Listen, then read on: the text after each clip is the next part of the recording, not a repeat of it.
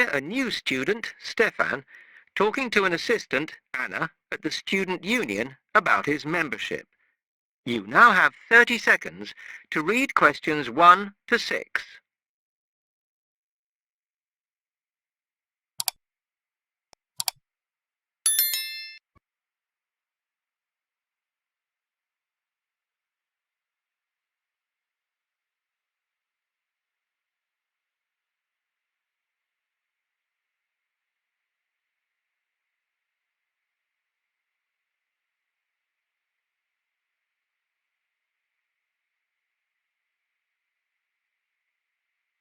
Hi, can I help you?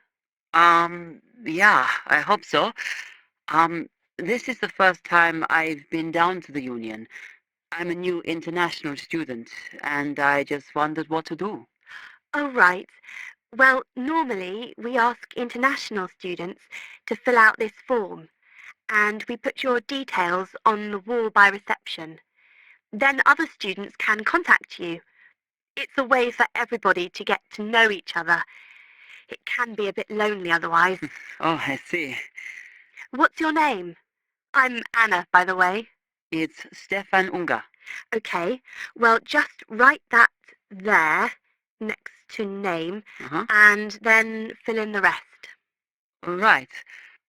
Um, what does it mean, degree program? Oh, just if you are an undergraduate or a postgraduate, or maybe you're just here for a short course? I'm a postgraduate. Oh, Do I need to say what in? not really. It's too much detail. But you should put your department so people who have the same interests or problems as you can get in touch. So I'm studying marine construction. So for department, do I put down the science faculty then? Just your actual department. That must be engineering, no? Oh, I see. Yes. Then if you list what you like doing in your free time, not that we ever get any when we're studying, and maybe you can meet up with someone socially, or to join a club or something. Well, I like lots of things. Shall I just list them? My advice is to just put one or two, like football and films or whatever. Otherwise, you'll get so many invitations, you won't get any time to work. Okay. I think I'll just list computer games, as that's my big interest. Oh, I haven't played football for ages. I may start to play once I get settled. Now, let's see. Next thing is languages. yes. We find many of the international students get a bit tired of speaking English all the time. Sometimes they like to speak to someone in their own language. It's up to you. That is a good idea. I presume I don't need to put English down. Oh no, I put Italian and French. Hmm. I can only speak German, my mother tongue. Okay, well that's fine. Just put that. Uh, what does accommodation mean? Is that my address? We're trying to find similarities between people, and some people live in hall, some are in flats, some are in bedsits. So it helps if you say, I'm in hall, though I'd like to be in a flat, but that won't happen till the end of the first term. put where you are now. You can always change it later. Then finally, just put your phone number. I haven't really got one. I haven't sorted out a mobile yet. Well, it's going to be difficult for people to contact you then, isn't it? Hmm. Why don't you put the union one and we'll take messages for you? Okay. It's 02950 659 003. Have you got that? Uh, yes. Okay then. You now have 30 seconds to read questions 7 to 10.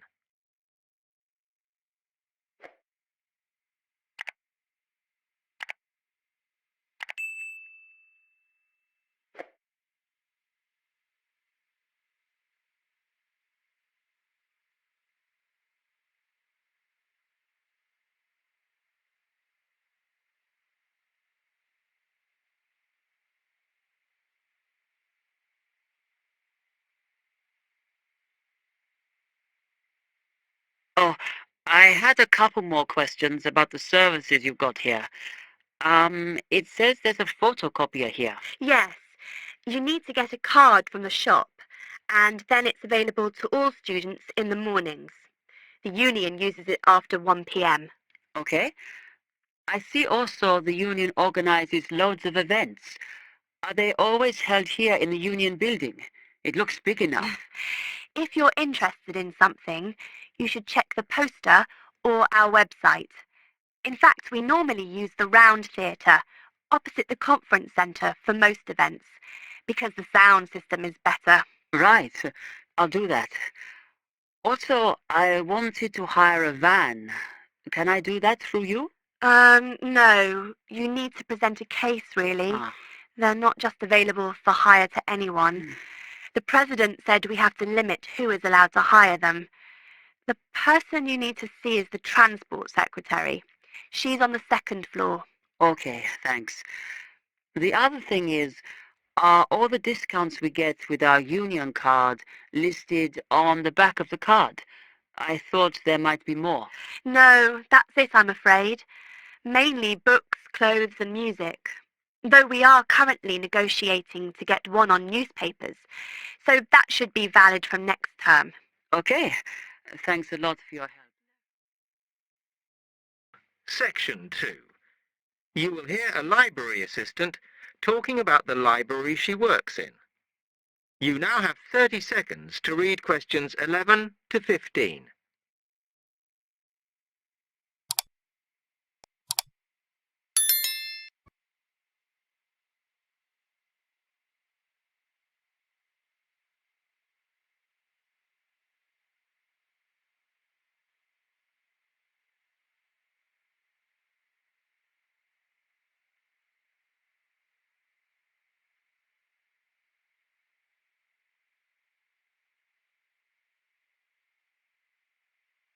Hi, can I help you? Yes. I wanted to join the library. Okay. First of all, let me show you round the library and explain a few things for you. Okay, now we're here at the main entrance. You can see the reception, which is where you bring back and take out books. And also, we can order books and answer your questions there. Uh-huh. Next to the reception, where you can see those old desks, is where we keep the magazines, because you can sit down and read there. They're divided into sections for sciences, geography, arts, etc. Then, at the back of the library, you can see the section for old books. And next to that is where the books proper start. That used to be the science section, but now on those shelves you'll find the arts section. We had a big reorganisation in the summer, which I think has made it clearer. Oh. The numbering is standard, so you should be able to find what you want quite easily. However, if you can't find something, it probably means it's been borrowed. Okay, then in the corner, next to the reference section, is where we thought it was quietest and away from the phones and printers and things. So we've put the study desks there. They all have computer access if you need it for your laptop. No. We do ask that you don't just read magazines there, though. Okay, then there's the reference section, where you can look up the files. Then, as we come back to the main entrance, is the next section, where we used to have the languages. It got very busy and noisy, so when we moved everything round, we decided to put the law books here. Also, because it's a smaller section, it fits quite well here. Ah. Okay then, we're back at the main entrance. Over there, by reception, there's a door that goes to the extension, and we have further sections, such as languages and study desks through there. So you could have a look round when we've finished. Then, just between reception and the door here, is where we decided to put the computers, but the computer magazines are in the magazine section, as we found too many went missing here. Okay, is that everything? You now have 30 seconds to read questions 16 to 20.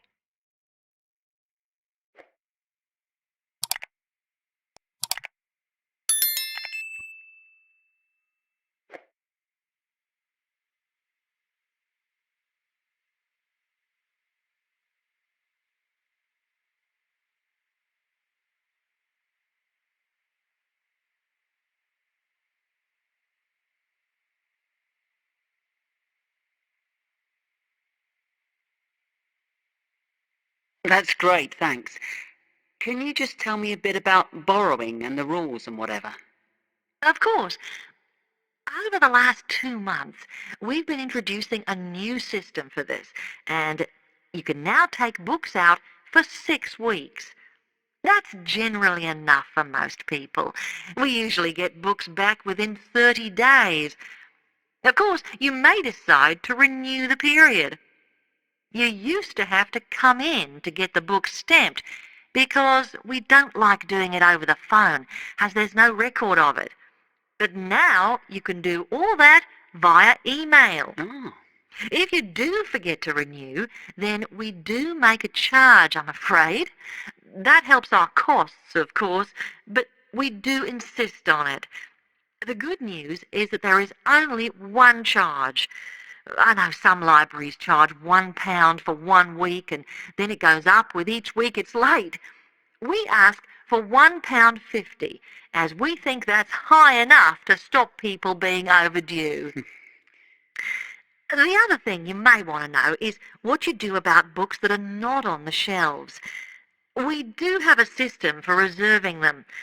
All you have to do is fill in a yellow form behind those blue ones on the desk and give it to someone at reception. We'll let you know when it comes in. Also, sometimes you will need a journal article that we don't have but can get from other libraries. So we offer an ordering service if you need it. Now, if you'd like to fill in this form here.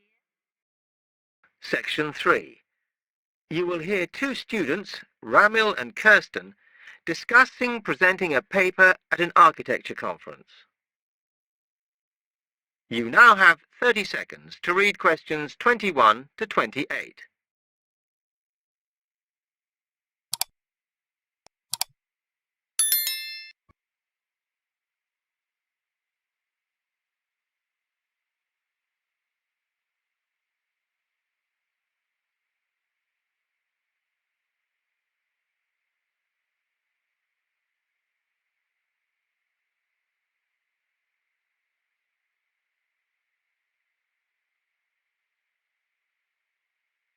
Hi, Kirsten. Have you heard about that architecture conference in Oxford at the end of the year? Yeah, I saw the leaflet on the notice board. As it's my final year, I ought to try giving a paper, but I've got no idea how to go about it. Oh, I think you should go for it. I did one last year. It's quite straightforward. First of all, you need to see what the conference themes are. You know, what topics they're covering.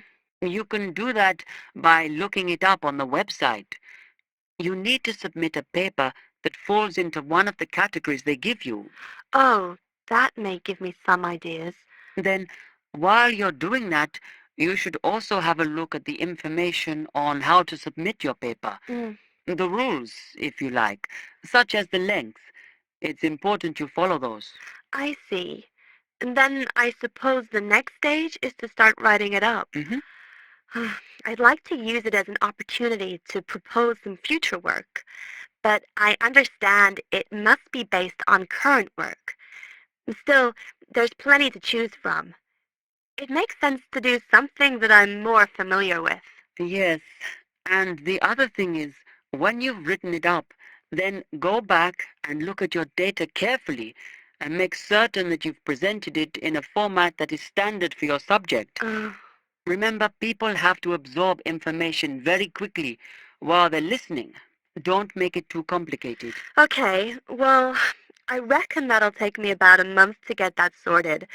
Then the next thing I have to do, I guess, before I send it off to the conference organizer, is give the whole thing to the events officer so that he can look through it and see if it all makes sense and is okay. Yeah. Remember to warn him that it's en route so he can fit it into his schedule. Oh, Then you're done, really. All you have to do after that is to go through it and sort out any changes you need to make. Then finally, you can submit it. You can do that online. phew, good. Then I just wait to hear, I suppose. How long does that take? It depends, but usually about 6 weeks. Oh, When you hear if your paper has been accepted, then at that stage, it's worth giving them a list of any technical things you need when you actually give the talk. mm-hmm. A screen or video players or that sort of thing. Okay, but that's a long way off. Mm. And I know that if my paper is accepted, then at that stage, I have to give them a short text about myself and my academic background so that they can put it in the brochure. Famous at last. Yeah. You now have 15 seconds to read questions 29 to 30.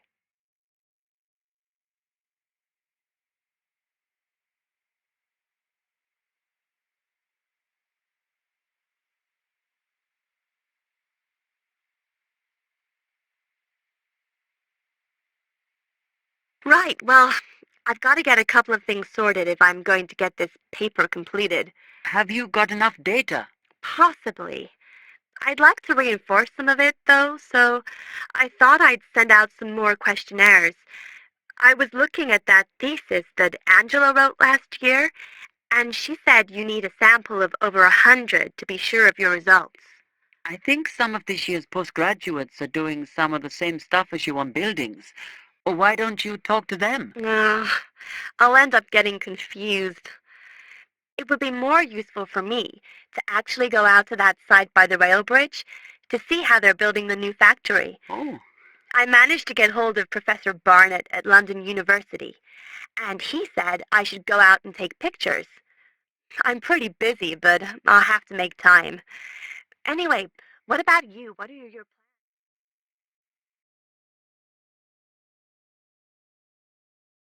Section 4. You will hear part of a lecture on the current and future use of mobile phones. You now have 30 seconds to read questions 31 to 35.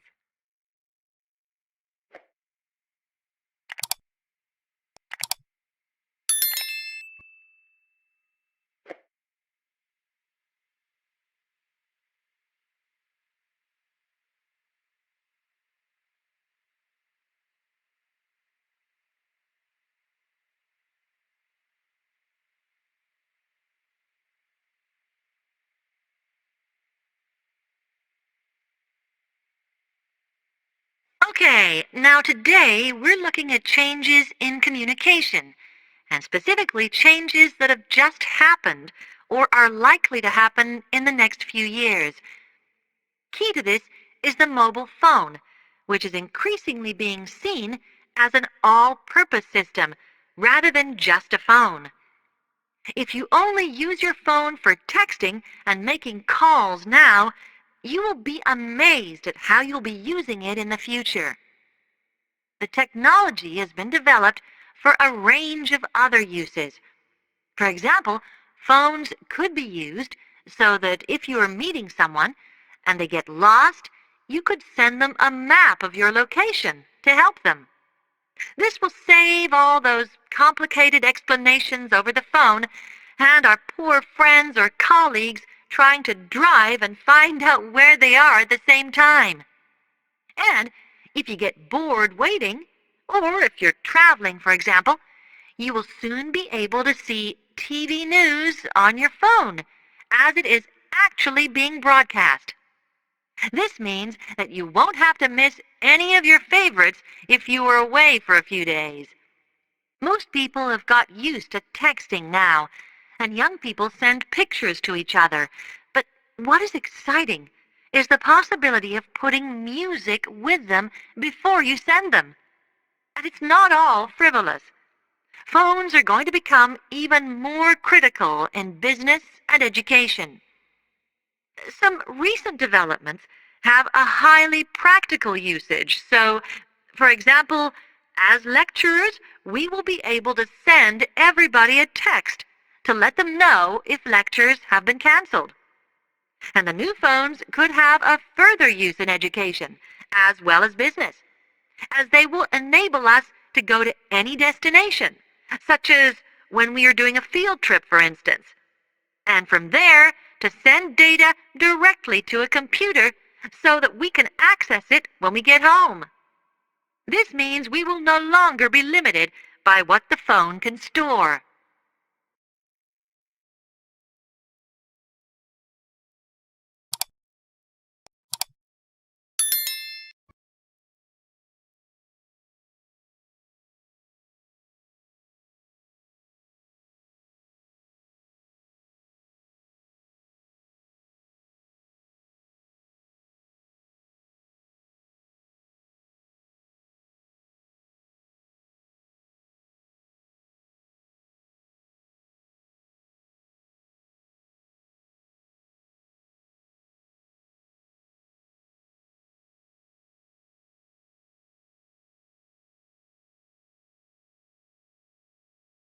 It does affect how the technology will develop.